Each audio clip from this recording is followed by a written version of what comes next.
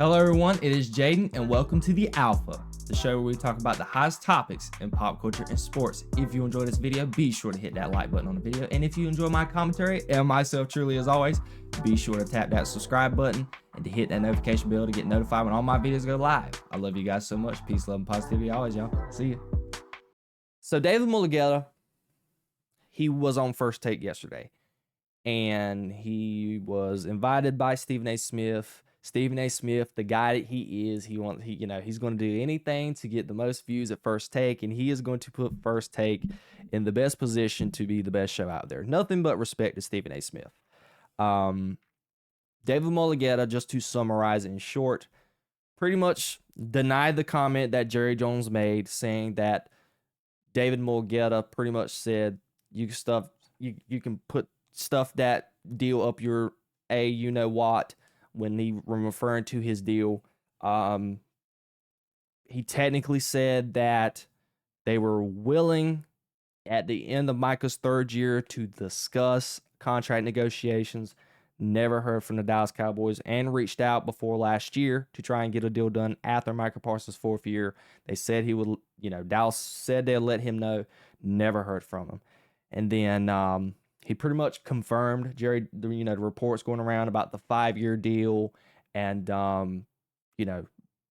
Jerry and the Cowboys made Micah Parsons the highest paid player from an APY standpoint, basically base salary per year, but there were some minor details about, some devils in the details. So that is where we're at with this. Overall, I can say, after seeing Jerry Jones' side to the conversation and David Mulugheta's side to the conversation, I don't want to necessarily choose a side, but if I had to pick a side, I would say David Mulugheta. Now, both could be lying about some stuff because both were on live television. I learned this from a good, mentor of mine. I wouldn't call him a mentor, but someone I look up to in the media space. I just met him yesterday, and he told me, he said, don't assume you know everything. So we're not going to assume that I know anything. Both could be lying. David Mulugheta could be lying. Jerry Jones could be lying. So I'm not essentially going to pick a side. But I can say this. I am not a fan of how Jerry has handled the contract negotiations with Micah Parsons. At all. I am super against you trying to screw a player over. I don't know if he done it with Dak. I don't know if he done it with CeeDee Lamb, Zach Martin, but he's done it with Micah Parsons. Why would you try to negotiate a deal with a player without talking to his representation? This is not the case with Lamar Jackson. This is not DeAndre Hopkins. These are not guys who are not represented by anybody. They do their own representation. They were helped by the NFLPA to negotiate their contract. In this case, Jerry Jones, I'm all on your side. Negotiate with the player.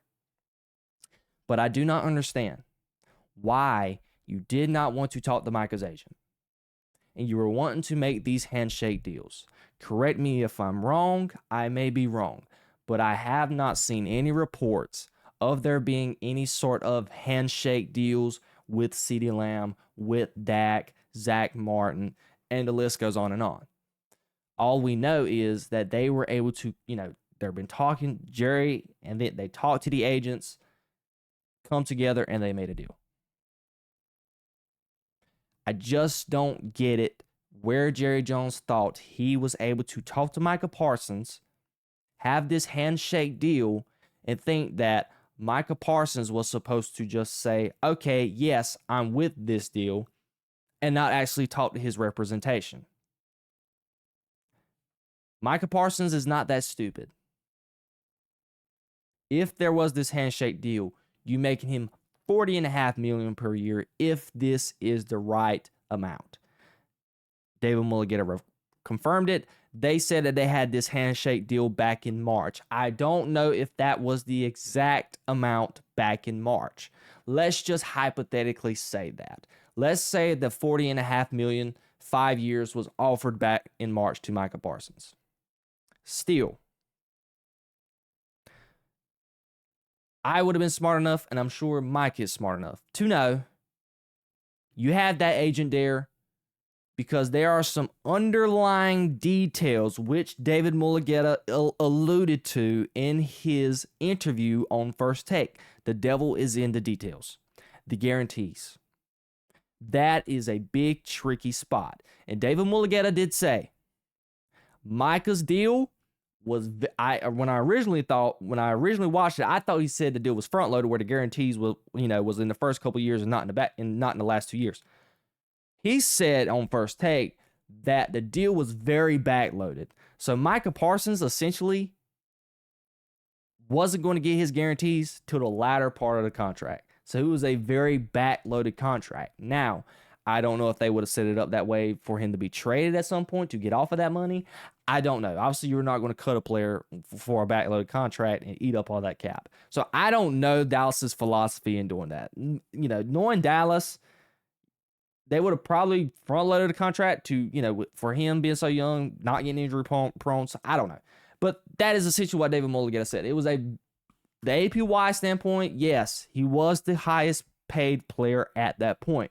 But David Mulugheta said the devil was in the details. The contract with the guarantees was very backloaded.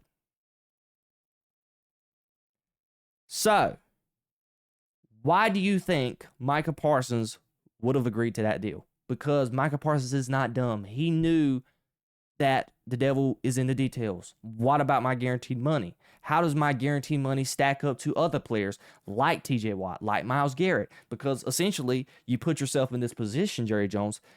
Micah Parsons was going to want the most money. I know, and I've said this in the past, Micah Parsons was going to take a hometown deal.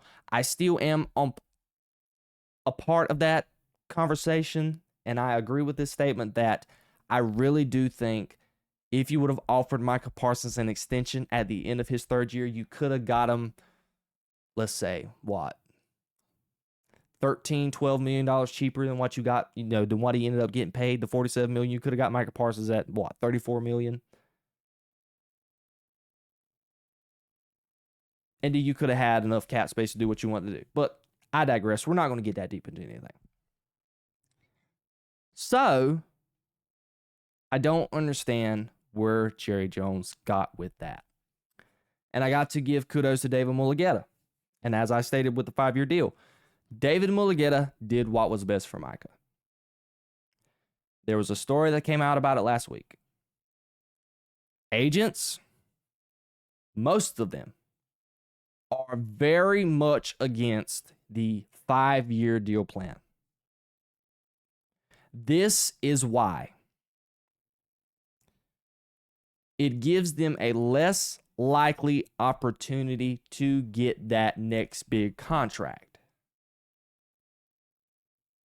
On that 5-year deal, Micah Parsons would have been what? Roughly 31, 32 years old. Micah's 26. I don't know if that deal would have, if a 5-year deal, I don't know if that would have meant he was on the team for 6 years. I'm not 100% certain. So what? Let's just say roughly 31, 32 years old. What is the odds of Micah Parsons still being at his prime, he is at that current age, being in his prime? What is his injury status? Has he been injured? He has a less likely chance of getting another big bag from another team once he gets at that age. What is the likelihood? Wherever the defensive end market gets to, it could get roughly $60+ million by time what? So 6 years, 2032 or 2031. Just say 2031, 2030 to 2032. The defensive lineman market could be roughly $60+ million. Who knows? The contracts in the NFL these days, they get foolish as the years goes by, specifically for the quarterbacks. Micah Parsons would have a less likely chance of getting that type of deal from a contending team. He could get that team from a team who's not winning a Super Bowl, but it's in the best interest of Micah Parsons to get the most money on the best team. So David did what was best for Micah. Jerry was probably screwing over Micah. I don't know. Screwing him over with the 5-year deal. He's trying to get Micah Parsons at a cheaper value with the 5-year deal, stretching that money out, and forcing Micah to potentially re-sign at a cheaper deal. Who knows? Let's just take by it. David Mulugheta did what was best by Micah. And from my interpretation of David Mulugheta, he was a classy guy. Like, talking conversational first date, I'm just taking this. Obviously, people can put on a front on TV. I'm not sitting here saying that David Mulugheta is a very, very classy, super nice guy. I don't understand. I just, based off what I saw from David Mulugheta, he seemed like he was doing stuff in the best interest for his client, getting him the most commas, as he said. I do not understand why Jerry Jones was so against talking to David Mulugheta. I don't. That's the reason why I wrote this down. Someone is lying.